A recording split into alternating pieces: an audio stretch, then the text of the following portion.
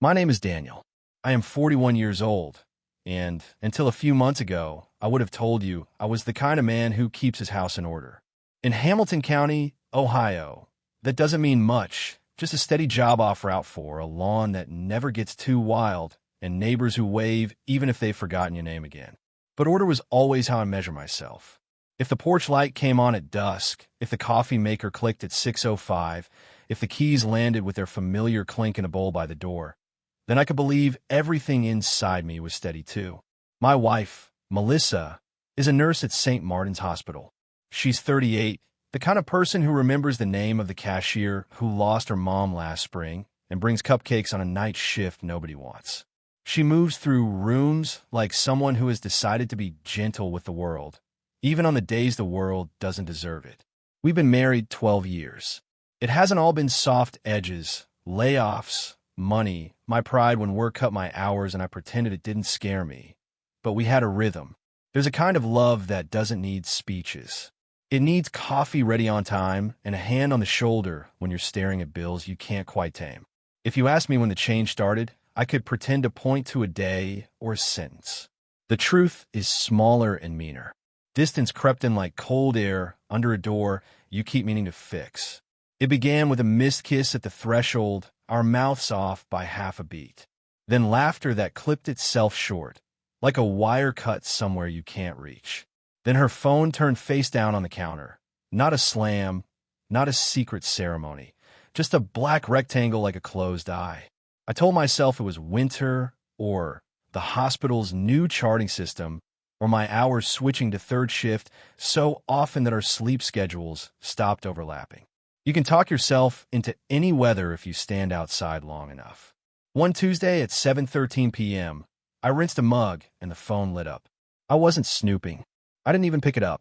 A banner just flashed, 3 inches of light that rearranged my insides. Thank you for last night, followed by a kiss. The room narrowed into a tunnel with me at one end and that sentence at the other. The first feeling was not anger. It was falling. Then the anger arrived like a pilot flame, steady, blue, efficient. I waited for an explanation to slide into the silence and make everything simple again. A wrong number, a coworker's joke, a billing clerk with too many windows open. Anything. It didn't come. Silence is a terrible collaborator. It hands you a pen and says, write whatever you're afraid of. I'll sign it with you. I decided to be reasonable. That's the word I used, as if it were armor. I checked our shared calendar and the grocery receipts, studied mileage like I was auditing our marriage. The numbers behaved. The numbers always behave. They only know how to add and subtract. I bought a cheap motion camera online and set it in the living room while telling myself it was for the cat. It caught the cat. Dust bunnies. The TV in reflection. Nothing that mattered and everything I could twist. The late shifts got later. Melissa smelled like a new perfume. Soft, floral, unfamiliar. She had a lipstick shade I didn't recognize. Those are terrible clues. They don't prove anything, but they don't go away either. One night, from the hallway, I heard her laugh into the phone the way she used to laugh with me when we were too broke to go anywhere and happiness cost exactly as much as a blanket and a bad movie. My chest tightened like someone had cinched a strap around it. I tried to start the fight we needed. You're home late, I said, setting a plate on the table. I suddenly wanted to sweep clean with my arm. Double charting, she said, twisting her hair into a knot. New system's a mess. Who texted you last night? Billing, she said. The clinic messed up. With a kiss emoji? She exhaled through her nose, tired more than angry. I don't have time for this, Daniel. That was our whole argument. 6 sentences in a door that didn't slam. We drifted past it like 2 boats in fog, close enough to hear the other's horn, but not close enough to see a shape. She showered. I washed a plate that was already clean because I needed to move my hands or else I might say something I couldn't pull back into my mouth. That night, I pretended to sleep. Around 2, the refrigerator motor clicked on and cast its blue square onto the floor. Melissa came out for water. We looked at each other and didn't look away, just long enough to prove we could. We said nothing. I used to think silence was empty. I know better now. Silence is a language with grammar and teeth. The mind likes to pretend it is a court. It invites evidence, then builds a gallows from whatever scraps it finds. I told myself I was collecting facts, not feelings, but the longer I stood at the window of my life taking notes, the more I realized I was writing a story I'd already decided to believe. I kept asking the wrong question. What proves she's guilty? I never asked the dangerous one. What am I afraid of if she isn't? That was the first crack. Not the message. Not the perfume. The question I refused to ask. If I had asked it then, we might have had a different story. We might have turned on a brighter light, poured 2 mugs of too late coffee, and said the sentences we owed each other. But order is a fragile god. I worshipped it even as it failed me. I told myself we were fine. I told myself I was reasonable. I told myself the porch light still came on at dusk, so everything inside must be steady. I told myself a lot of things. In the weeks after the message, my life narrowed to a hunt for patterns. I stopped looking at my wife and started looking through her, as if she were a screen I could read data off of if I squinted hard enough. I told myself I was being careful, practical, mature. In truth, I was scared. Fear rarely announces itself. It just puts on a lab coat and tells you it's doing research. Money didn't help. When the software rollout at the warehouse cut my hours, I pretended I wanted the extra time at home. I made jokes about experimenting with retirement light. At night, though, I lay awake doing arithmetic with our bills, moving due dates in my head like furniture that never fit the room. When I asked Melissa how the hospital was handling overtime and staffing shortages, she gave me the honest answer, not well, and I filed it under the column labeled reason she's out late. That's what I mean about patterns. Once you name a column, everything starts falling into it. I started keeping a pocket notebook the way I used to when I was a new manager learning the rhythms of a dock. What time a truck really shows up, who can load in the rain without complaining, which supplier lies by omission. I wrote down when Melissa left, when she came home, what errand she mentioned in passing. I even noted the scent of that new perfume the first time I caught it, faintly floral with something clean underneath, not the warm vanilla she used to wear. I wrote perfume, new, expensive, like a detective in a show with dramatic lighting and beautiful mistakes. The notebook felt like control. It was an illusion I could carry in my pocket. One Saturday, I cleaned out the junk drawer, pretending I was hunting for batteries, but I was really looking for stray receipts. I found a few from the hospital cafeteria, a gas station a little farther than she usually drives, and a florist. The florist one made my throat close. It was small, one simple bouquet months ago, but my mind grabbed it like a dog with a sock. When I asked her about it, as casually as I could, she said, "Oh, Mrs. Keating's anniversary. She lost her husband, remember? I brought her lilies from the volunteers' table." She went back to folding laundry. I went back to pretending that explanation didn't make me feel worse, because it did. It meant she was still the person I loved, which made the story I was building feel pettier by the hour. Night stretched. The house learned the sound of me walking without purpose. I stood in doorways longer than doors can tolerate. I refreshed our bank app, stared at our shared calendar, checked the porch camera, even though I knew precisely when she came home because I was the one who left the light on.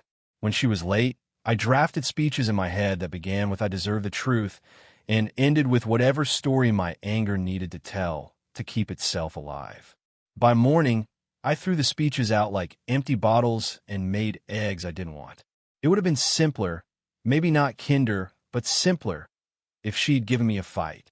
If she'd snapped "mind your business" or thrown back a list of my own failures. Instead, she kept being herself. She texted me a picture of a sunrise from the hospital parking lot. She bought our neighbor's kid a used copy of Hatchet because he mentioned liking Boy Scout books. She left a note on the counter one afternoon apologizing for using the last of the coffee and stuck a $5 bill under it with a smiley face. Every kindness she offered me made the hardness of what I was becoming feel sharper against my ribs. The message, the one that started everything, didn't go away, though. When I replayed it in my mind, something new happened. It began to mutate. It wasn't just "thank you for last night kiss mark" anymore. It turned into a montage. Her laugh in the hallway, the new perfume, the missed kiss, the late shifts, the florist receipt. Memory is a sloppy editor when it's trying to protect pride. It cuts scenes together that never belonged in the same story. If you ask me what stopped me from asking better questions, I could hand you excuses, pride, hours, money, the way my dad raised me to fix what squeaked without complaining. The cleaner answer is this: I didn't want to see myself lose. I didn't want to hear that I constructed a whole house out of one crooked nail. So I built a second house inside the first one, a private structure where I was always right because I was always the one speaking. In that house, my notebook meant I was diligent, not paranoid. The florist receipt meant betrayal, not kindness. The perfume meant performance, not a nurse trying to feel like a person after 12 hours of fluorescent light and grief. There's a moment I keep circling when I tell this part of the story. It isn't dramatic. It's me standing in our kitchen one Tuesday, staring at a little plastic pill organizer on the counter while the coffee maker gurgled. The organizer had the days of the week printed in cheerful letters. I used to tease Melissa for how carefully she sorted things. Vitamins in one, her daily medication in another. I stared at those boxes and felt something reckless and precise rise in me. The way a storm can make you feel alert and powerful even as it picks up your roof. I told myself I would never hurt her. I told myself I only wanted her to feel the ground shift the way it kept slipping under me. This is the part where some people will say, I should have known better. They're right. But knowing better is useless if you don't want to be smaller than your fear. I didn't want small. I wanted certainty. Certainty is a liar that speaks in your own voice. That week, the notebook in my pocket felt heavier. The porch light came on at dusk. The keys clicked into the bowl. The rituals kept their appointments, and I mistook their punctuality for proof that everything was fine. The truth was simpler and crueler. The rituals were just rituals. I was the one who had changed. There's a kind of night that feels like an empty gym, lights humming, echoes waiting for a ball that never hits the floor. That was our house the Thursday I made my worst choice. I could say it crept up on me, that I just blinked and there it was, but that would be dishonest. Choices don't creep. They wait.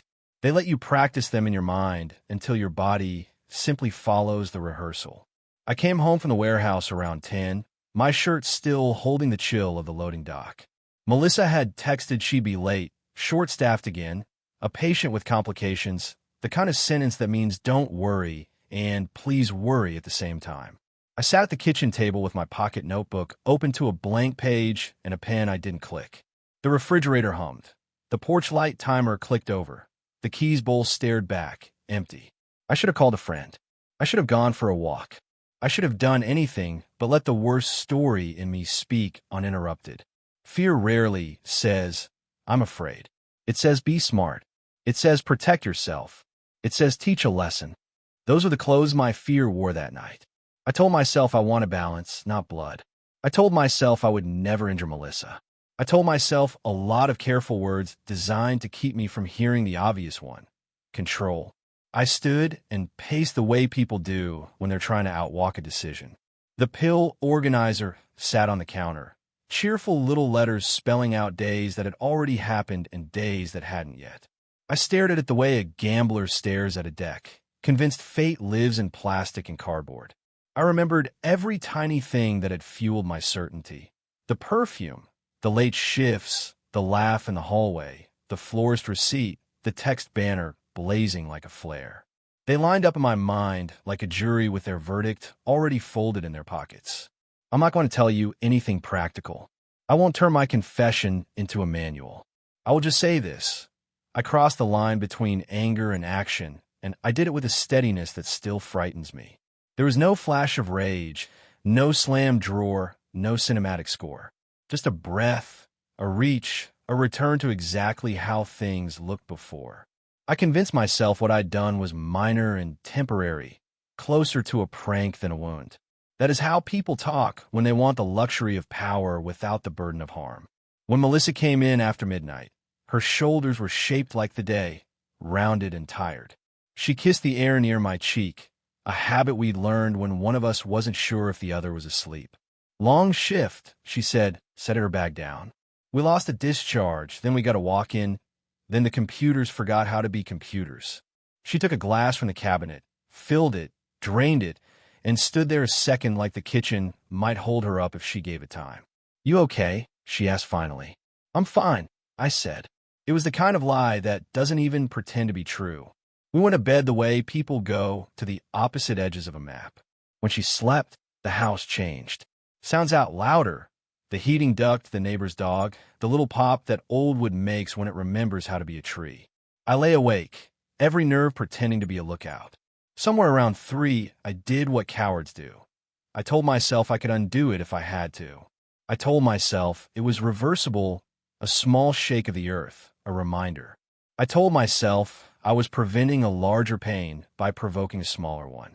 That's the arithmetic of a person who doesn't want to admit they're stealing from a future they claim to protect. Morning came gray and flat. Coffee steamed. The radio murmured about weather and traffic and a basketball score that meant nothing to me.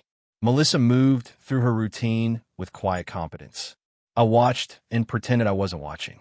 I tried to read her expression the way you read a forecast, as if the air itself could declare our odds. She swallowed like she always did. She tucked a loose hair behind her ear.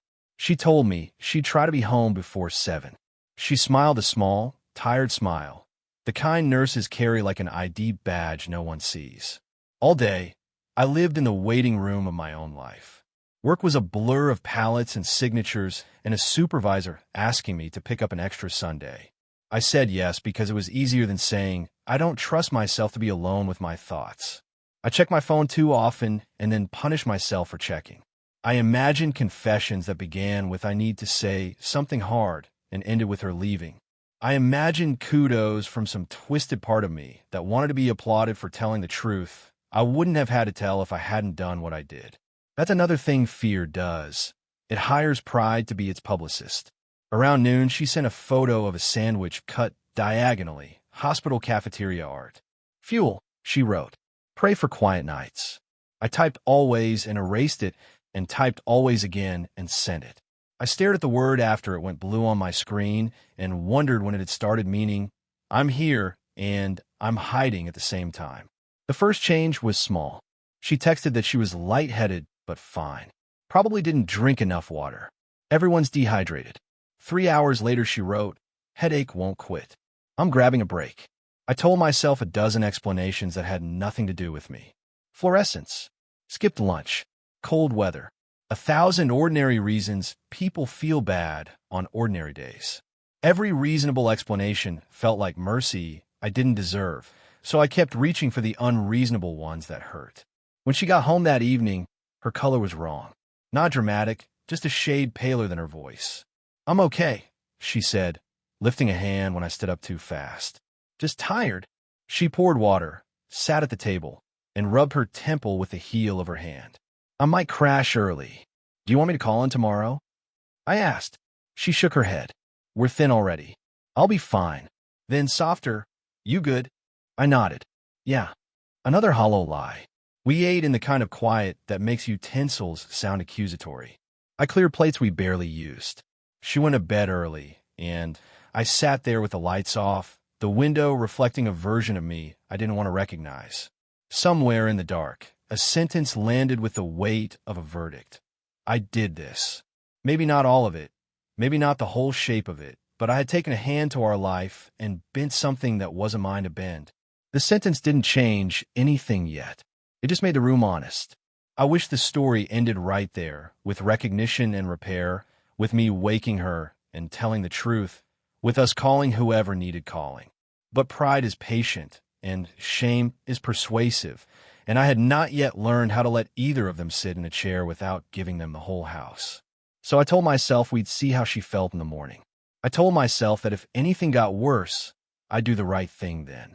That's how harm survives, by asking you to wait one more hour, then one more. The next morning would not be kind.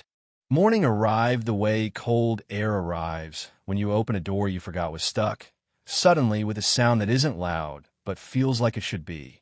I made coffee I didn't drink and listened to the house list its familiar sounds. The heat kicking on, a neighbor's truck coughing awake, the soft rattle of our mailbox after the carrier slammed it yesterday. Melissa moved through the kitchen quietly, like someone walking through a memory she didn't want to disturb. Her color was still wrong. Nothing you'd notice across a room, but obvious when you've spent 12 years learning one face. "I'm fine," she said before I could ask. "Headaches, stubborn. Probably dehydrated. Stay home," I said, surprising myself with how quickly the words came out. She smiled the smile nurses use when they say they'll be okay, because other people need them to be. "We're short. I'll manage." I watched her swallow water and tuck a loose hair behind her ear, the small choreography of a morning we had performed 1,000 times. When the door closed, the quiet it left behind wasn't peaceful. It was a measurement of what I'd done and what I hadn't yet admitted. Work should have saved me from myself. Pallets don't care if you're ashamed. Scanners ask for barcodes, not confessions. But shame is a multitasker. It kept a hand on the back of my neck while I signed manifests and pretended to laugh at a joke in the break room. At 10:12, my phone buzzed. Lightheaded again. "We'll nap on break." A blue heart. At 12:47, headache worse. "Might see charge nurse." I typed "please do" and erased it and typed "please do" again. My thumbs felt like liars. At 1:33, the world made a different sound. It wasn't the phone so much as the air around it, the way everything went silent for a beat, as if the room was taking attendance and found someone missing. "Collapsed. We're in ER. She's stable. Come if you can." It came from a coworker whose number I'd seen once when they organized a meal train for a tech with a broken ankle. The word stable did somersaults in my chest and still landed on its knees. I told my supervisor there was an emergency. He said go, in a voice that made me wonder who had said it to him once. I drove the way people drive when a cop could pull them over for either speeding or going too slow for the left lane. The hospital entrance was simultaneously the most familiar and most foreign place I'd ever walked into. Automatic doors opened and the gossip of air conditioning pressed against my face. Everything smelled like lemon and anxiety. They took me to a curtain with a number. Melissa lay under a thin blanket, color not terrible, eyes closed, pulse line drawing its polite mountains and valleys on a monitor. I felt the monitor trying to measure me too. "Dehydration likely," a nurse said, rolling a blood pressure cuff between practiced hands. "We'll run a few labs. She's with us." The phrase had the authority of a spell. I stood at the foot of the bed, feeling like a child who'd been told not to touch a glass display and couldn't remember where his hands were. When Melissa opened her eyes, she found me the way she always found me, without searching. "Hey," she whispered. "Hey," I said. I tried to put apology into a syllable and failed. An ER physician with a calm forehead appeared. "I'm Dr. Klein. We're checking some basics, electrolytes, thyroid panel. Any allergies we should know about? Any changes in medications?" That word, medications. It arrived like a teacher whose class you haven't prepared for in years. My mouth went dry the way people say deserts are dry, but this had taste, metallic, old pennies under the tongue. "Just vitamins," I said. The lie walked out of me, like it had a key. Dr. Klein nodded in a way that offered neither judgment nor forgiveness. "Okay, we'll be back with results." If there was a single moment when I could have set a different future on its feet, that was it. I could have said, "I did something stupid. You need to know." I could have put the burden where it belonged and trusted that facts would do what facts do. Instead, I stood in a place designed for truth and chose a smaller, easier version of myself. Pride held the door open. Shame ushered me through.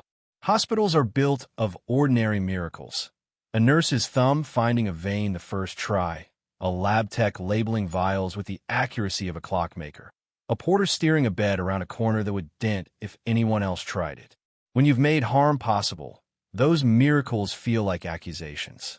Every skill displayed in front of me announced all the ways I had failed to practice the one thing only I could do, tell the truth when it still mattered. We waited. The curtain moved every now and then like the hospital was breathing through the building's nose. Melissa dozed and woke. I scrolled nowhere on my phone and considered rehearsing a confession that would begin with "I'm so sorry" and end with "I wanted control," and chose harm. I pictured every version of her face that could follow. Fury, disgust, the exact hurt I deserved. The pictures multiplied until I was seeing entire films I hoped no one would ever make. Dr. Klein returned with a paper the color of old clouds. Electrolytes a little off, he said. Her levels point to dehydration plus an underlying thyroid issue. Looks like hypothyroidism. Her chart shows she's on a daily medication for that. He phrased it like a memory I ought to pick up from a table where I'd left it. I looked at Melissa. She looked at me, tired but steady. Yes, she said to Dr. Klein. I've been on it for years. I heard years the way you hear the first snap of a bridge cable. I didn't know. I said, to no one and to everyone. Dr. Klein nodded. We'll get fluids going, adjust what needs adjusting, and we'll talk about follow-up with your primary. She should feel better soon. He left with the kind of quiet that professionals earn. When we were alone, Melissa swallowed and watched the ceiling tile the way people do when they decide not to cry. I was going to tell you, she said softly, but you were already carrying so much. The things I could have said swarmed like bees. I'm scared, I'm sorry I did this. I opened my mouth and chose the least brave sentence in any human language. Do you need anything? She drew a breath that sounded like a negotiation with her own ribs. Water. And for you to sit. So I sat on the chair that squeaked when my weight shifted. I watched the 4-bag pretend to be a tree dripping into a river. I tried to map the distance between who I thought I was when I walked into this day and who I actually was now. Hospitals don't care about motives. They care about facts. And there I was, a man with the wrong facts inside him, waiting for a better answer to grow where only confession could plant it. The curtain moved again. A porter laughed in a hallway. Somewhere a machine beeped in a pattern that meant okay. I closed my eyes and felt the word stable trying to build a house for us. The roof kept slipping because I hadn't yet told the weather the truth. Dr. Klein came back with the kind of face people practice so they won't frighten you. Open, calm, unreadable enough to let you bring your own fear to the meeting. He explained what they'd found in words that were simple and heavy at the same time. Dehydration, electrolytes off, labs pointing to a thyroid that needed help it wasn't getting. He spoke about fatigue and cold intolerance and headaches. He used phrases like common, manageable, follow-up, and I clung to them the way a person clings to lampposts when a storm asks questions. He said, her chart shows a daily thyroid medication. We'll confirm her current dose and make sure she's been taking it consistently. He wrote something on a clipboard and left, taking the air with him. I stared at Melissa. I didn't know. I said again, as if repetition could build a bridge where I had burned one. She turned her head on the pillow. I thought you did, she said softly. Or I thought I told you years ago. Maybe I meant to. Maybe I put it in the drawer with all the other things I didn't want to make heavier. What drawer? I asked, though I knew we both meant the same one. The one that lives in a marriage for secrets disguised as kindness. The one labeled later, she said, with a tired smile that hurt to look at. You were already carrying so much. I kept thinking I'd tell you after the billing mess settled, after your hours went back up, after we got through the winter. After. The ER does something to time. It folds it, irons it, leaves creases where there weren't creases before. A nurse hung fluids, quiet and efficient. The curtain sighed. A monitor kept its soft promises. I pulled out my phone, not to escape, but to go looking for the truth that had humiliated me. The text that started everything. I scrolled back through weeks, past grocery reminders, and love you abbreviations we'd invented years ago when data plans were stingy. There was the banner I'd turned into a verdict. Thank you for last night, kiss mark. I tapped into the thread to see what my memory had trimmed away. Context is a cruel editor when you deny a job. Above it, a message from a colleague asking if Melissa could swap a night shift. A string of gratitude emojis. A plan for coverage so a nurse could see her kid's school play. Below it, a billing code, the name of a supervisor, a note about a patient who needed more eyes. The kiss I'd indicted was a rubber stamp from a tired coworker at the end of a long shift chain. A shorthand that belonged to a tired machine. Not romance. Logistics. I scrolled further. A paused draft labeled for Daniel, if something happens to me. My thumb trembled as I opened it. It wasn't a goodbye letter. It was a list of passwords and accounts, numbers for her primary care, our insurance portal, a reminder to change the furnace filter in March. At the bottom, if you're reading this because I'm sick, I'm sorry I didn't tell you sooner that I was scared. I didn't want to be another weight on your chest. I put the phone face down on my knee. The irony wasn't clever. It was blunt force. I had tried to teach a lesson about uncertainty to a woman who had been living with it, kindly and quietly, for years. I had wanted her to feel the ground shift under her feet while she was already walking on a moving floor and calling it Tuesday. Say something, Melissa whispered, startling me with the fact that I hadn't said anything in a long time. I've been wrong, I said. The words felt too small for what they had to carry, like asking a paper cup to hold tide. About the message. About a lot of things. She blinked slowly. I didn't cheat, Daniel. The sentence was soft, not a drumbeat, but a heartbeat. I'm not that person. I know, I said, and even hearing myself say it, I wasn't sure she could believe me. Why should she? Knowing is cheap once you've spent months paying for the opposite. The nurse returned with a fresh bag and an easy manner born of 1,000 rooms like ours. You're doing okay, she told Melissa, adjusting a line with practiced fingers. Fluids help. Labs look better already. We'll let you rest a bit, then talk next steps. Thank you, Melissa said. She meant the nurse. I heard it like she meant me, because Hope is a greedy listener. When we were alone again, I touched the rail of the bed like it could translate for me.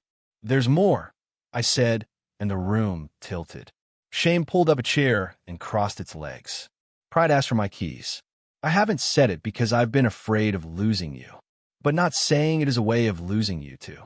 Melissa's eyes found mine and held them like a steady hand on a skittish horse. If you have a truth, she said, don't let it rot. I breathed the way a person breathes before stepping into cold water. The words lined up. The first one was I. The last one I didn't know yet. I did something, I said. Something I can't excuse. Something I thought was small and harmless, and it wasn't. I wanted you to feel what I felt. Uncertain. Off balance. The curtain rattled. Dr. Klein's head appeared. Sorry to interrupt. Quick update. Thyroid meds look like they've been inconsistent recently. Did you miss a few doses? He directed it to Melissa. She frowned, embarrassed in the way people are when they've dropped a plate in their own kitchen.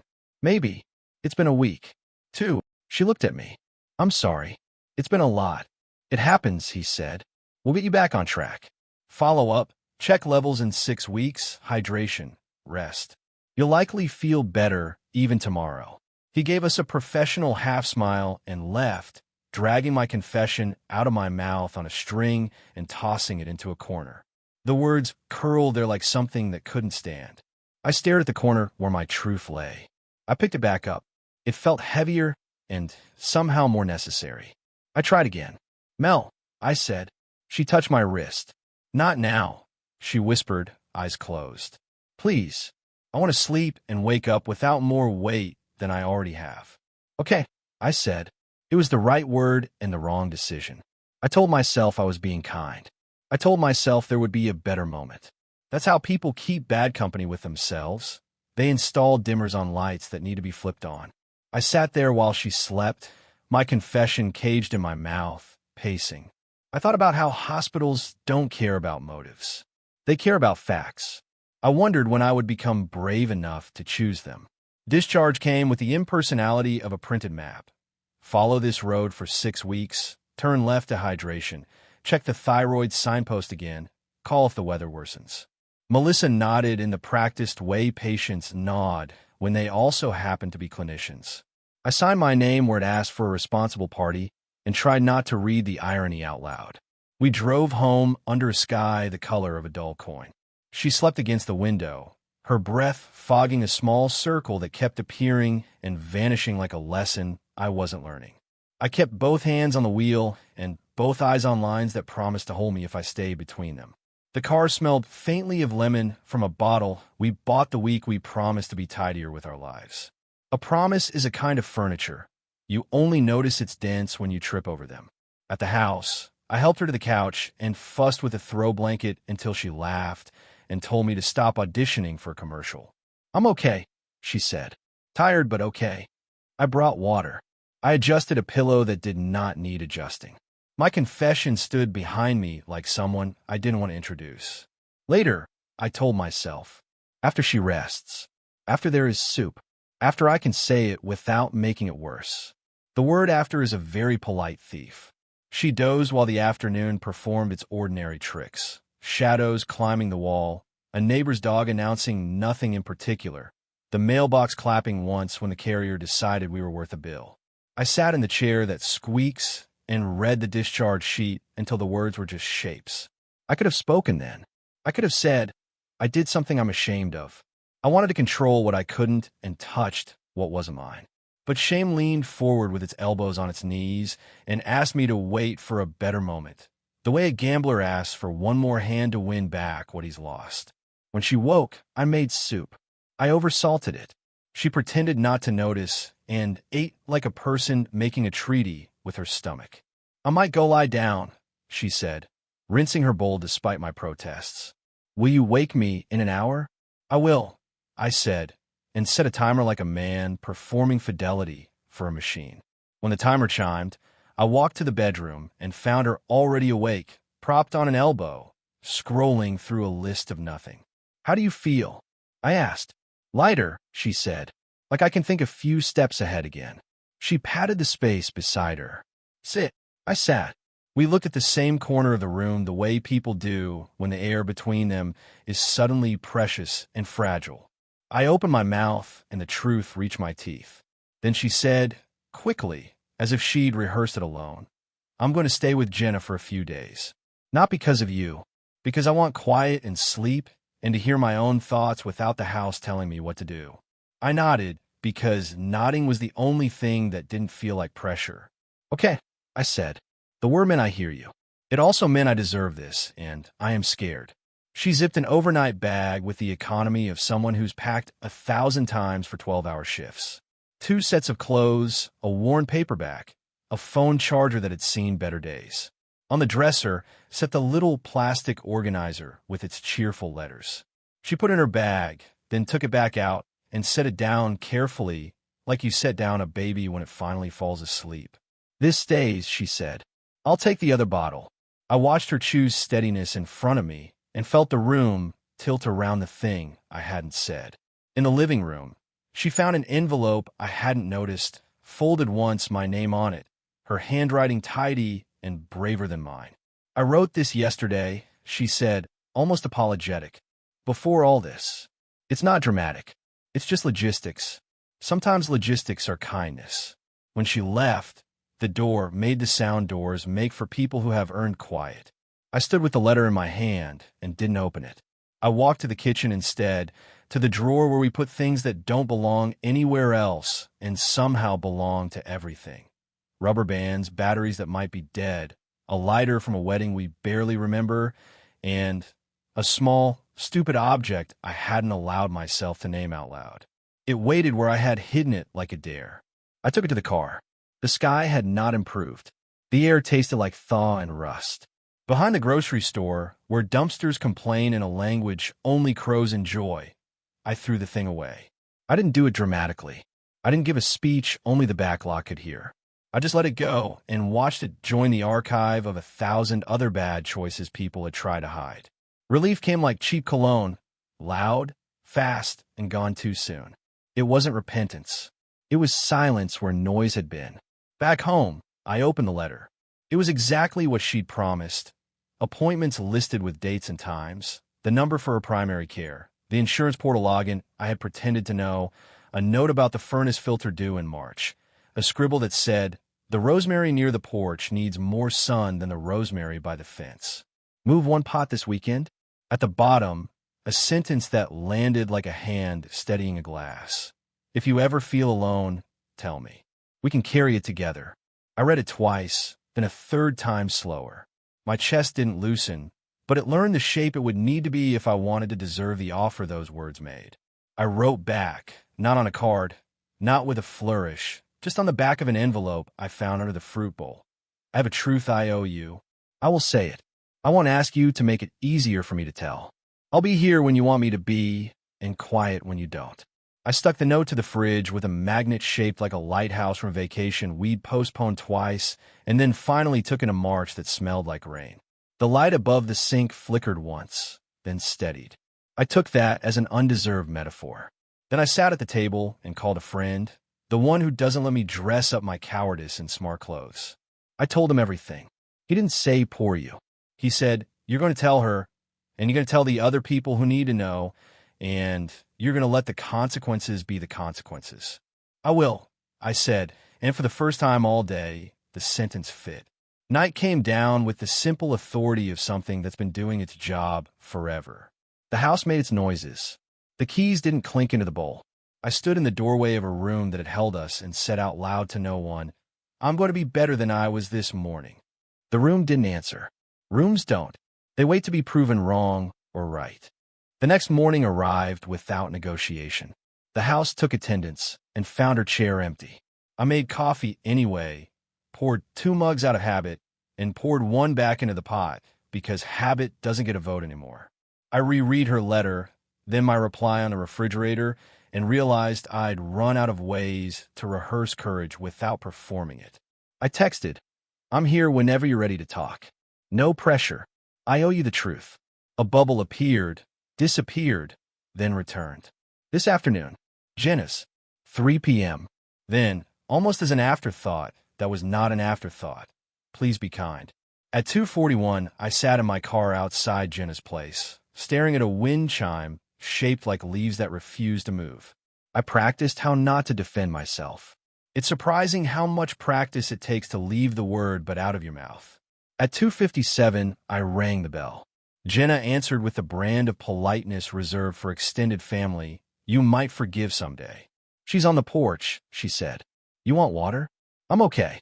Thank you, I said, and the words felt like stepping stones over a creek I had fallen into on purpose. Melissa was wrapped in a gray cardigan, legs curled under her, a paperback face down beside her like it had fainted. The winter light made the air look honest. She motioned to the chair across from her. No hug, no kiss. A fairness I didn't deserve and was grateful for. Thank you for seeing me, I said. Then I set both hands on my knees, palms open, as if posture could trap my worst impulses before they escaped. I'm going to say what I came to say. I won't dress it up. I won't ask you to help me feel better about it. She nodded once, a little crown of permission. Say it. I tampered with your routine, I said. The sentence was heavier than the air could hold. I told myself it was harmless. I told myself it was small. I told myself I wanted you to feel the uncertainty I'd been living in. Those were all lies that let me do a cruel thing while pretending I was a decent man. I did harm. There's no excuse. Her face didn't break. That almost hurt more. She stared at me long enough for the porch to become louder. The distant traffic, a bird complaining, the soft clink of that stubborn wind chime deciding to move once and then stop. When she finally spoke, her voice sounded like good paper, thin but strong. That's my body, she said. That's my safety. That's my trust. You put your hand on all 3 without consent and called it a lesson. Yes, I said. It was the only honest word that didn't try to fix anything. I knew something was off, she continued. I wrote it off as stress, as me forgetting a dose, as the way the season wears you down. And when I collapsed, you let me answer questions I shouldn't have had to answer alone. I did, I said. The truth didn't make me smaller. It made me accurate. Why? I could have told the myth I'd been workshopping for weeks. The story about fear and manhood and how pride sits in a chair with a beer and dares you to blink first. Instead, I took the shorter path. I want to control, I said. I was afraid you were choosing someone else over me. I didn't ask you because I didn't want to hear that I was wrong. I wanted you to feel powerless so I wouldn't have to. She closed her eyes and nodded like a person agreeing with the weather. Thank you for not lying now, she said, and I understood that gratitude can hurt when you aren't worthy of it. I also told the relevant people at the hospital, I said. Not details here, not procedures. Enough so your safety is documented, so whatever needs to happen next can happen. I'm prepared to face whatever consequences come with that. Good, she said. That's a start, not a finish. I know, I said. I've started therapy. I told Mark, our friend who refuses to collude with people's worst versions, to check on me the way you check vitals. I wrote a real apology. I'll give it to you if you want it, or I'll keep it and live it instead. Her laugh was quick and humorless. Live it, she said. Paper is light. We sat with the shape of our life between us. I pictured the day I first saw her laugh hard enough to tilt her head back, how that laugh had made me want to be less careful with my joy. I pictured the pill organizer on the dresser and felt the dull ache that comes from recognizing an earlier, better man in yourself and realizing you left him somewhere and walked on without looking back. "What do you want from me?" I asked, and for once the question didn't mean tell me how to stop hurting. It meant tell me what boundary looks like and I will stand behind it. "I want 3 things," she said, holding up fingers like a nurse counting meds in a med room. "Time, safety, and a plan." "Time. I'm staying here for at least 2 weeks. Maybe more. No surprise visits. Text before you call." "Safety. You don't touch my body or my things. You don't step into my spaces unless I ask. You keep telling the people who need to know what you did." "And a plan. Couples therapy when my head is clear, full transparency about money. And this rule," she paused, searching for words we could both live inside. "You tell the truth when it's small, not when it's grown teeth." I repeated each item back to her so she could hear it land. 2 weeks minimum, no unannounced contact. I respect your space. I continue to tell the truth to the people who need it.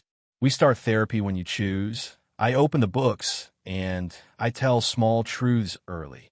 And she added, a quiet coda, "You don't expect forgiveness on a schedule." "I won't," I said, and I wrote that sentence down in my notebook because I didn't trust my memory to honor it. We talked for a while about admin things, the car, the mortgage, the furnace filter that had become strangely symbolic. We didn't touch. We didn't pretend the air didn't hurt. When I stood to leave, Melissa said one more thing. I stopped. "You keep saying you wanted me to feel what you felt," she said. "Try wanting something braver. Want me to feel safe with you again.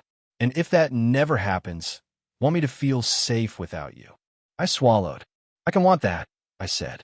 It tasted like humility and metal. On the drive home, the wind chime's single clink followed me like punctuation. I didn't feel lighter. I felt correct. There's a difference. Correctness doesn't comfort. It aligns. I think alignment is the first mercy you get when you start telling the kind of truth that isn't designed to save you. At a red light, I texted Mark, told her, "No excuses. Boundaries set. Consequences in motion." He wrote back, "Good. Next, keep it boring. Honesty, appointments, sleep, food, water. Boring saves lives." I drove on, grateful for boring, grateful for plans, grateful that no buts could be a way a mouth learns a new shape. Boring became my assignment. Mark said it like a prescription over the phone. Honesty, appointments, sleep, food, water. Repeat. Boring saves lives. I wrote the list on an index card and taped it to the inside of a cabinet where I used to keep things I didn't want to think about. Now it was the first thing I saw when I reached for a glass. I started with sleep. Not the heroic kind you post about. The ordinary kind you defend with small choices. Phone out of the bedroom. Alarm across the room so I couldn't bargain with it. I let the house be a house after midnight. When I woke at 3 with the urge to draft speeches to imaginary juries, I sat up, put my feet on the floor, and said out loud, "No." Then I listed quietly the few facts that didn't depend on my pride. Melissa was safe. The doctors had a plan. I had told the truth where it needed to be told. There would be more to tell. I wasn't done, but I wasn't lying. Food came next. Not penance, not abstinence, not a performative green juice, just breakfast at breakfast, lunch near lunch, simple dinners that didn't ask me to pretend I was a better cook than I am. When guilt tried to sell me the idea that suffering would prove something, I reminded it that low blood sugar is a terrible therapist. Water followed. I kept a glass full and drank it like a job. I called a therapist twice a week and showed up on time with a notebook and no speeches. The first session after the confession, I said, "I want you to treat me like I'm not special." She smiled as if I'd accidentally paid her a compliment. "I can do that," she said. We talked about the slow physics of shame, how it bends everything inward, how it convinces you that secrecy is integrity. She drew a tiny triangle and labeled the corners feeling, story, action.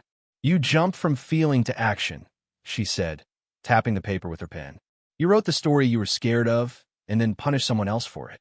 I took the drawing home and taped it next to Mark's list. When I felt the old urgency rise, the desire to do instead of ask. I put my finger on the middle word. Story. That was the room where I would live if I wanted to be someone my wife could stand to share a table with again. Maybe not now, maybe not ever, but possibly. I emailed HR at the warehouse and asked for a schedule that didn't yo-yo. They gave me earlier shifts, less pay on weekends, more predictability on weekdays.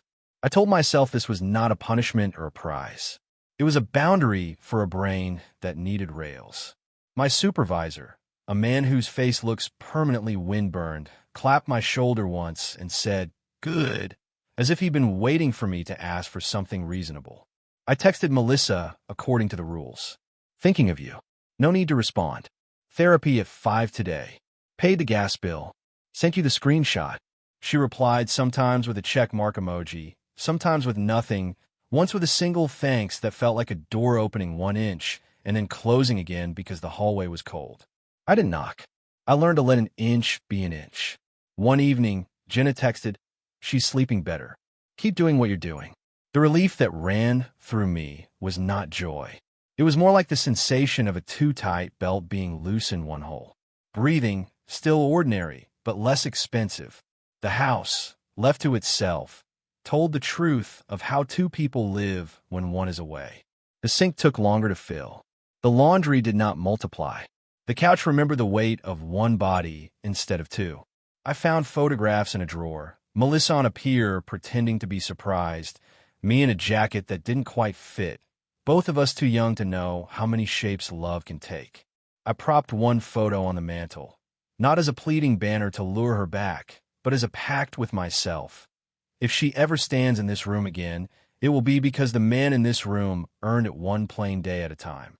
The hospital called for a follow-up scheduling question. "I can take a message," I said, and my voice sounded like a person who knows where the boundary is. After I hung up, I texted Melissa. They called about the appointment. Said you can confirm online. No action needed from me. She replied with a thumbs up and a small blue heart that felt like it was mailed to the wrong address and still found its way. Sundays, I went to a group that meets in a church basement and studied the exact flavor of my excuses. A man named Walt with hands like ropes said, "Make amends in verbs, not adjectives." I wrote it down. I folded the paper and put it in my wallet where older versions of me kept coupons for things we didn't need. At home, I mowed the lawn in slow rectangles and wiped down the baseboards and did small tasks that have more to do with character than cleanliness. When you sweep, you see corners you've ignored. I didn't allow myself metaphors while I worked. I let the broom do its job and told myself that the meaning could wait until I had earned it. Midweek, Melissa texted, "Can we talk Saturday? Noon. Neutral ground." I answered yes. "I'll be where you say." She sent a cafe address and a note. "Bring the 90-day plan you offered. Make it specific." I spent 2 evenings making a document without flourishes. Line items, dates, tasks that live in the world, not in my mouth. Therapy schedule, pay stubs, and bank access and simple budgets we could both read without translation. A weekly check-in that wasn't a trap, but a routine, for questions printed at the top. What truth did you tell early? What feeling did you name instead of acting from? What boundary did you respect? What is one thing you need next week? I wrote my answers for the week we were in and left spaces for hers with wide margins that said, without saying, "Your voice changes the shape of this house." Saturday arrived. I woke before the alarm and brewed coffee I didn't drink. I shaved because it felt like kindness to the person I had hurt, not because stubble is a sin. I put the plan in a plain folder and left early. At a red light, I caught my reflection in the rear view. The same face, the same lines, maybe a little more honest around the eyes. I told the mirror a sentence I kept failing to believe and wanted to earn. Your job is not to be forgiven. Your job is to be trustworthy. At the cafe, the barista wrote Dan on my cup even though I hadn't told him my name. I took it as mercy, not magic. Melissa arrived on time.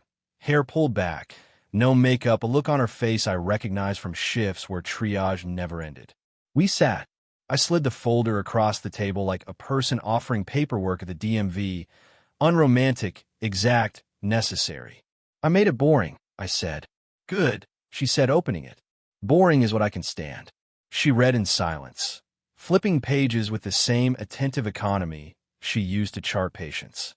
When she reached the weekly questions, her mouth softened.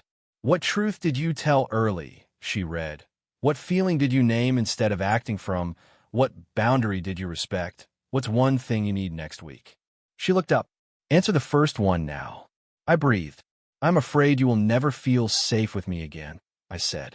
"And instead of turning that fear into control, I am bringing it to you plain." She nodded once slow. "That's a start," she said, and set the folder down like something we might actually use. The cafe smelled like cinnamon and steam, the kind of warmth that makes you believe strangers can be gentle. Melissa slid the folder back to me and tapped the corner with her index finger, a habit she has when she's thinking. "We'll try this," she said. "But trying doesn't mean pretending. If I feel unsafe, I leave. If you feel defensive, you pause. We don't negotiate with feelings. We name them and then decide what to do." She looked at me the way a triage nurse looks at a crowded hallway, assessing capacity, rank ordering urgency, refusing to lie. "I can work with that," I said. "Good. Then here are the house rules." She counted them on her fingers like dosing meds. 1, 2-week minimum apart stands. After that, I choose when I come by, if I come by.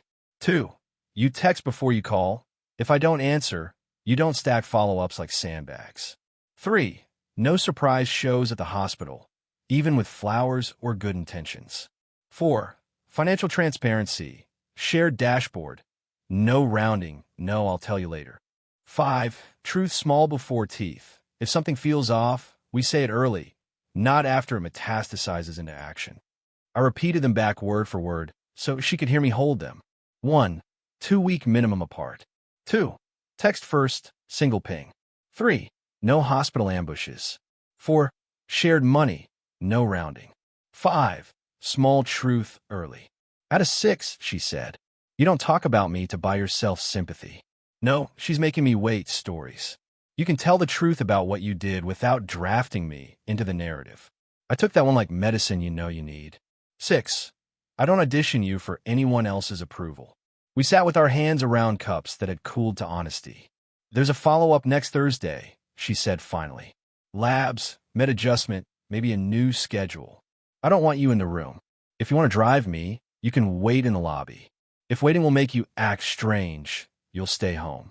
I can wait, I said, and surprised myself by meaning it without the old ache of performance. Back home, I added Rule 6 to the plan and sent her a PDF with a plain subject line. 90-day plan version 1.1. No emojis, no flourish. She replied with a single word I hadn't earned in months. Received.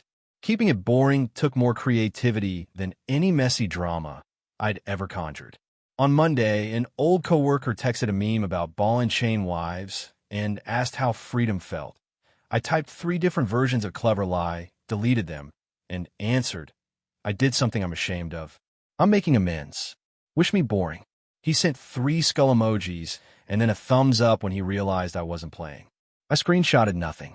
I told no one else. At the warehouse, I found myself about to shave 20 minutes off a time card to please a supervisor who loves team players. I didn't. I wrote the exact time. It felt like standing in wet cement, sticky, slow, the future hardening around a small choice. Later, when he glanced at the sheet and raised an eyebrow, I said, that's when I clocked in. He shrugged. The ceiling didn't fall. Integrity is less cinematic than I remembered. On Wednesday, Jenna texted me a photo of Melissa's dinner. Roast chicken, roasted carrots, nothing fancy, everything brave. She kept it down. Slept 6 hours straight. I stared at the picture too long, wanting to taste relief without grabbing for it. I typed, thank you for telling me. Tell her I'm rooting for the boring wins. Then I deleted the second sentence and sent only the first. The plan didn't include using Jenna as a courier for my affection. My therapist assigned me a sentence to say out loud when I felt the old surge. I don't need to control this to survive it. The first time I tried it, I felt ridiculous, like I was pitching a slogan no one would buy. The 4th time, at the sink after a long day, the words landed. Survival wasn't the problem. Personhood was. I wanted to be someone whose default wasn't control disguised as concern. Saturday came with the kind of sun that makes winter look like it's reconsidering. I met Melissa at the same cafe with version 1.2 of the plan and a sheet titled Truths I Told Early This Week. They were small. Told supervisor exact time worked. Admitted to Mark I wanted to fish for sympathy. Told myself I was lonely instead of pretending I was busy. She read them without praising me, which was exactly right. 2 notes, she said, tapping the paper. 1. Loneliness is honest. Don't decorate it with errands. 2. You can tell me outcomes, but don't narrate your suffering to me like it's supposed to move me faster. I'm glad you're doing the work. I'm not ready to clap. I'm not performing, I said. I'm reporting. Keep it that way. We talked mechanics. Couples therapy starting in 3 weeks if her lab stabilized. Emergency contacts updated. Me removing myself from the pharmacy auto message so her phone wouldn't ring with my name attached. There was a moment when our hands moved at the same time for the sugar packet and both of us froze like we'd trespassed. She pulled back first. I let the packet sit there, a prop from a calmer play. On the drive home, I noticed something I'd been missing. How loud temptation is when it's unchallenged. How quiet it becomes when you answer it with process. It didn't disappear. It lost its echo. I passed our street and kept going, not because I was avoiding the house, but because a park I rarely visit had benches that look out at a pond pretending to be a lake. I sat and read the truths I told early list again, then flipped the paper over and wrote, truths I almost told late. Wanted to text her goodnight 3 times. Wanted to brag to my brother about therapy. Wanted to skip dinner to feel righteous. Didn't. I put the paper away as if it were fragile. It was early truth, always is. That night, a small test I didn't see coming, a message from a number I didn't recognize. Heard you and M are on a break. Drinks? Olmi would have replied with a clever dodge, 2 smiley faces, and a brag about loyalty that wasn't being asked for. I typed no. We're married. I'm making amends. Please delete my number. I blocked the contact and sat with the anger that surprised me. Anger not at the person, but at the part of me that still wanted to be admired for pretending to be good. Thursday crept closer. I cleaned the car like a person expecting a guest who could change the temperature of his life. I put a small trash bag in the back, a blanket on the seat in case the air felt like too much, bottled water in the door, and no speeches in my throat. When Melissa texted, leaving Janice. 15 minutes, I replied, lobby 10:05. I'll wait. No pressure. I sat under a ficus that has probably watched 100 couples learn what they're made of. I didn't pace. I didn't pray for outcomes I couldn't control. I rehearsed the sentence my therapist gave me like a quiet vow. I don't need to control this to survive it. Then the doors opened, and the woman I had hurt walked toward me with the steadiness of someone who knew her own center. I stood. I didn't reach. Ready? I asked. She nodded. Ready, she said, and her voice carried both meanings. Prepare to be taken to the lab, and prepare to see what kind of man I was willing to keep being. Hospitals are designed to turn human panic into choreography. The lobby that morning felt like a stage where everyone already knew their marks. Volunteers in blue vests arranged wheelchairs like punctuation. A toddler negotiated with a vending machine as if it were a stubborn god. I checked in with the desk, pointed to the chair under the ficus, and sat as if I were learning a new form of stillness. I'll text when I'm done, Melissa said. She stood in front of me, steady, zipped into a jacket the color of sky that can't decide. If I need you, I'll say the words I need you. Don't guess. I won't, I said. I'll be right here. Not guessing. She walked toward the elevators with a calm that wasn't for my benefit, and I loved her more for that. Love not as a plea, but as recognition. The doors closed. The lobby took a breath and went on being a lobby. Waiting has a taste. It's metallic at first, like you bit a coin, then flattening, like you've chewed the same sentence too long. I took out my notebook and wrote 3 lines at the top of a fresh page. Well, I can control my posture, my breaths, the honesty of my updates. What I can't, her labs, her choices, the timeline of trust. What I choose anyway. Kindness, clean sentences, silence where a speech wants to live. Across from me, A man in a suit whispered into his phone. Yes, I know. In a loop long enough that the words became a metronome. A woman read a paperback with her fingers pressed between the pages like she was keeping a pulse. I thought about all the rooms above us where people do their jobs well, so the rest of us can remember how to be human. I thought about the small, stupid object I'd thrown away and how the absence of it had not absolved me. Repentance is not a trash can. It's a calendar. At 10:23, I texted Mark in lobby, not guessing, breathing like a useful person. He wrote back, proud. Remember, you're here to be reliable, not heroic. Heroic breaks things. I put the phone face down and watched the revolving door perform its quiet miracle. People entering flustered and leaving with paper bracelets and a new relationship to time. An elderly couple shuffled out with matching caps. He remembered to hold the door for her even though it didn't need holding. Small facts like that can keep a person from slipping. At 10:46, Melissa texted, in line for labs. Fine. I wrote back one word the plan allowed. Received. At 11:19, done. Waiting on doc. Then pharmacy. Received. I sent, and then, because it felt honest without being a tug, I'm by the ficus under the skylight. At 11:58, the elevator doors opened, and she appeared, a paper bag under one arm, the other hand in her jacket pocket, shoulders less hunched than fear had predicted. I stood, but didn't move toward her until she came close enough to catch the message. I trust you to set the distance. Walk, she said. Walk, I said, and we went outside where the air carried a promise the sky hadn't signed yet. We circled the drop-off twice before she spoke. Adjustment to medication. Follow-up in 6 weeks. Doctor said the word manageable like it's his favorite spoon. Good, I said, meaning it. She looked at me like a teacher, making sure I'd done the reading. He also said consistency matters, which I already knew, which I will do. She stopped at the curb and made eye contact I didn't try to break. And for the record, my health belongs to me. It intersects with you because we're married, but it isn't yours to teach. I hear you, I said. I won't touch what isn't mine. We walked past the bench near the shuttle stop. A sparrow hopped like punctuation, refusing to commit to a sentence. Do you want to ride back to Jenna's? I asked. Yes, she said. With the lobby rule, silence unless I start. Deal. In the car, the radio stayed off. I drove the speed limit on purpose, the kind of obedience that felt like respect instead of fear. At a light, she reached into the paper bag and pulled out a small, ordinary bottle. The label faced her, not me. She set it in the cup holder like a statement. This is ordinary, not dramatic, and it lives in the world, not in your head. Thank you for waiting, she said, eyes still forward. Thank you for letting me, I said. She hesitated. He asked about stress, she added, almost dry.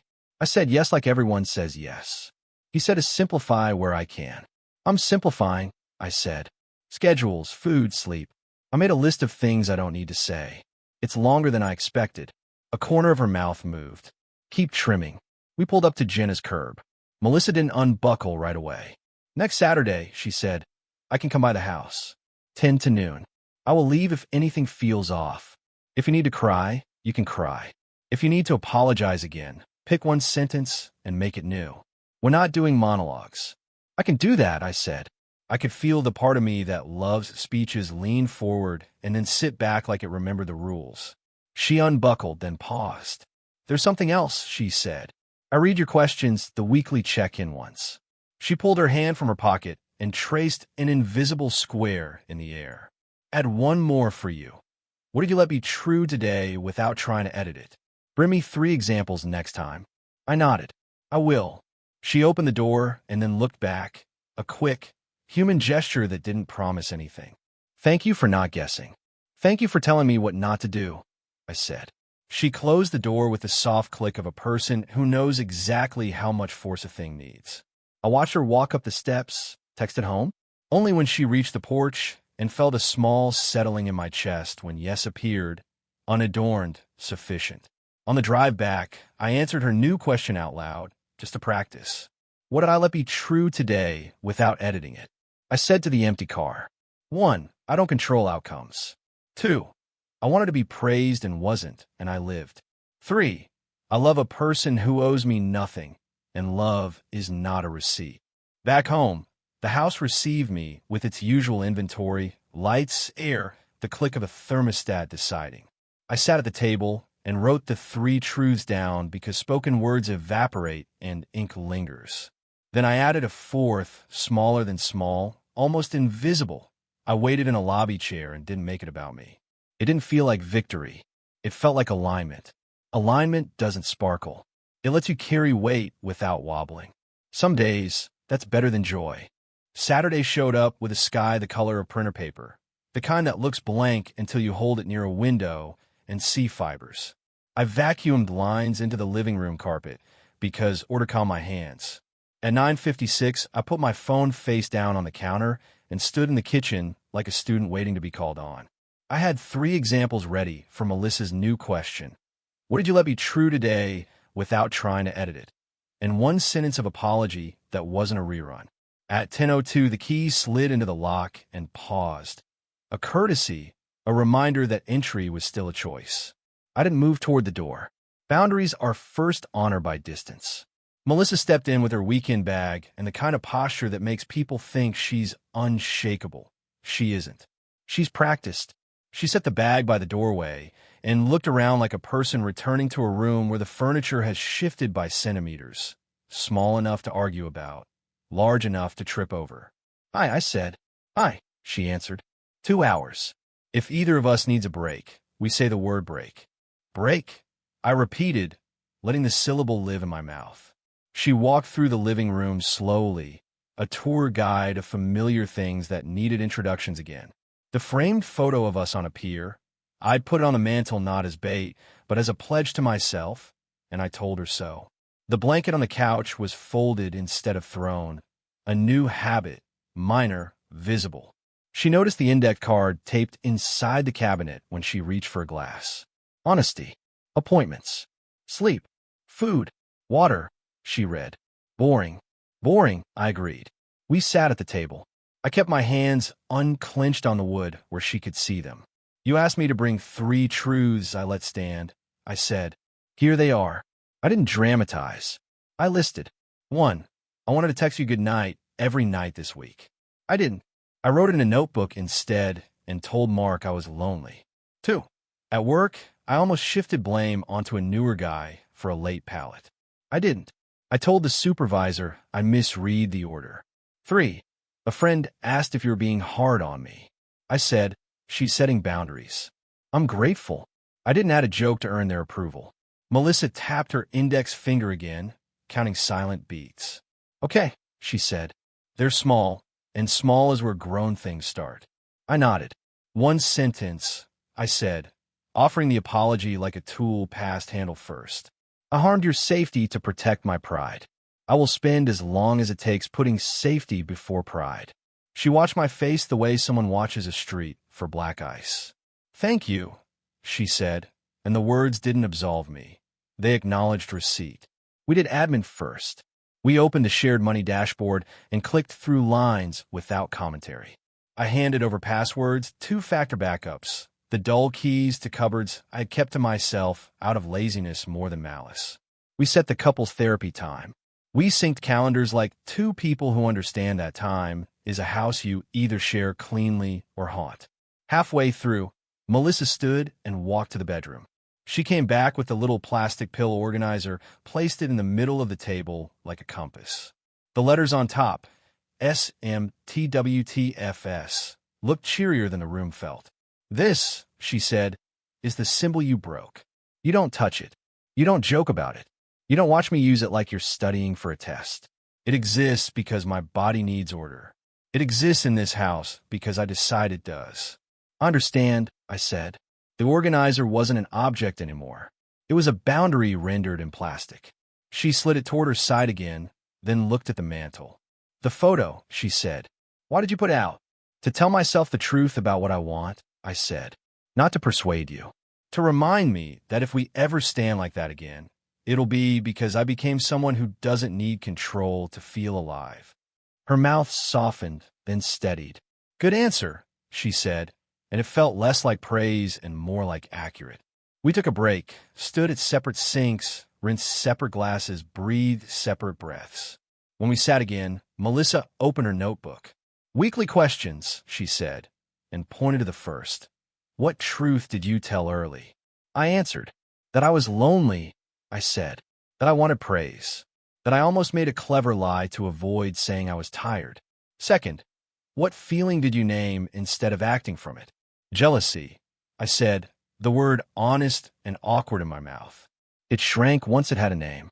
Third, "What boundary did you respect?" "I didn't show up at your work. I didn't stack texts. I didn't ask Jenna to be my messenger." She wrote tiny check marks beside each answer. No hearts, no stars, just proof we'd been here, speaking in small squares. Then she closed the notebook and looked at the clock. 20 minutes, she said. "Anything unsaid that needs saying?" "Yes," I said. "I miss you." I left it naked, no please stitch to its hem. She nodded, eyes bright, but not spilling. "I miss the us we were in the spring 3 years ago," she said. "I don't miss last month. I don't miss the part of you that pretends speeches are repairs." I took that with water. "I won't bring him," I said. "Not here." We walked the perimeter of the rooms, once more, naming objects like they were cities on a map we were relearning. At the door, she picked up her bag and paused. "Next week," she said, "same window. We'll revisit the plan. If my labs are good, maybe I stay for lunch. If not, we hold the line. I'll be ready either way," I said. Her hand touched the door, then fell. "One more thing," she said, voice quieter. "I don't forgive you today. That's not cruelty. That's accuracy." "I know," I said. "Forgiveness isn't on the schedule. Accuracy is." She left, and the latch settled like a period at the end of a sentence we had finally learned how to finish.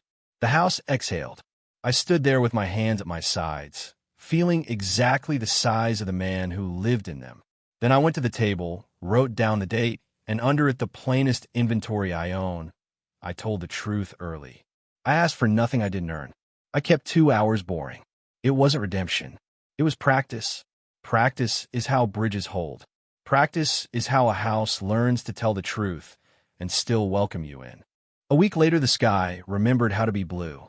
I cleaned the kitchen in slow circles.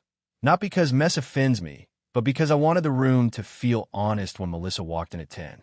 I set out 2 glasses and a small vase with a single branch, green, ordinary, alive. I rehearsed exactly 1 sentence of apology in my head and then erased it. Rehearsed apologies start sounding like auditions. At 10:00 for the key paused in the lock again. A courtesy I had grown to love for how it asked, even now. "Morning," she said, stepping in, setting her bag by the door the way travelers do when they aren't sure if they're staying. "Morning," I said, and meant only that. We did our check-in like people who had practiced not making weather in a prophecy. "Sleep?" I asked. 6.5, she answered. "Better." She lifted a shoulder, half shrug, half thank you for asking without assuming. "Labs were decent." Doctor smiled with his eyes. "We adjust and watch." "Good," I said. I wrote my truths. I slid over a single page with the week's 4 questions answered in short lines, not paragraphs. I told the supervisor I couldn't take a Sunday. I named jealousy when it tried to rearrange a memory. I respected the text-first rule even when loneliness argued. I need a plan for holidays that doesn't depend on hope. She read quietly, drew tiny check marks, and closed the page like she was keeping it safe from drafts. "Lunch?" she asked. I peeled oranges and made grilled cheese with a precision that might have passed for prayer. We ate at the table with the pill organizer nowhere in sight, because it didn't need to be a character in every scene. At one point she laughed, small, surprised, with a hand halfway to her mouth like joy had caught her standing up. I did not reach for it. Joy is not a leash. Midway through, she set her sandwich down and looked at me in a way that made time straighten its spine. "I want to say something without you fixing it," she said. "Okay." Well, I collapsed. I felt my life get very narrow. A hallway with no doors. I didn't know then what you'd done. I only knew I was tired and scared and ashamed of being tired and scared. The hallway. You don't forget it. I'm learning doors again. That's what this is. Doors. Not forgiveness yet. Just more than hallway. I swallowed. "I hear you," I said. I won't ask you to run when you're just learning to stand in a doorway. She nodded. Good. We clear plates. Without planning it, we stood side by side at the sink for 10 silent seconds. Then we separated like magnets, finding the proper poles. Accuracy before nostalgia. On the couch, she pulled her legs under her and opened a paperback. I sat in the chair that squeaks and let the house talk. Heater clicking on, a neighbor laughing, a truck shifting gears somewhere no one is writing a story about. After a few pages, she closed the book and stared at the photo underneath. The pier, the jacket that didn't fit me yet, the woman whose laugh had made me believe life could be less careful. Do you remember what I told you when that picture was taken? She asked. You said, try wanting something braver. She smiled. I said last month. I said something else that day. She tilted her head. I said, we can't promise we won't hurt each other. Promise you'll name the hurt before it grows teeth. I breathed. The way a man breathes when a thing he forgot returns with its original life. I didn't keep that promise, I said. No, she agreed. But you're learning its grammar. She set the book down. I'm not ready to come home. I don't know when I will be. But next week, I can stay until 2. If things hold. If the plan still fits. It will fit, I said. And if it doesn't, we'll resize it without pretending it shrank in the wash. She stood and walked to the doorway, hand on her bag, hand on the frame. One condition, she added, turning back. When we tell this story, if we ever tell this story, we tell it as a warning, not a trick. No how-to. No jokes dressed as absolution. We tell people, don't touch someone else's body. Don't play with health. Ask better questions. Choose boredom over control. Yes, I said, and the word tasted like a vow. She opened the door, then paused. And Daniel, yeah, if someday forgiveness does come, it won't be because you earned it on a scoreboard. It will be because forgiveness decided it could live in a house that tells the truth. Keep building that house, with or without me inside. I will, I said. It landed like a tool in my hand, heavy and useful. She left, and the latch clicked like a sentence ending in a period, not a cliffhanger. I sat down and wrote the day's answers while the ink was still honest. Then I added the postscript I wanted to carry into whatever came next. I chose accuracy over applause. I chose process over speeches. I let love be a verb that doesn't demand an audience. That night I slept. Not penance, not heroism.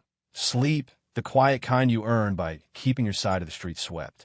In the morning, I stood on the porch with a mug I finally felt like drinking and watched a neighbor teach his kid to ride a bike. The child shouted, "Don't let go," and the father answered, "I'm here," and then softer, "I'm here even when I let go." I don't know our ending. I know this. The truth got here early this time. It brought a broom and a calendar. It made room for forgiveness, if forgiveness ever decides it can live here. And if it doesn't, the truth will keep the lights on anyway.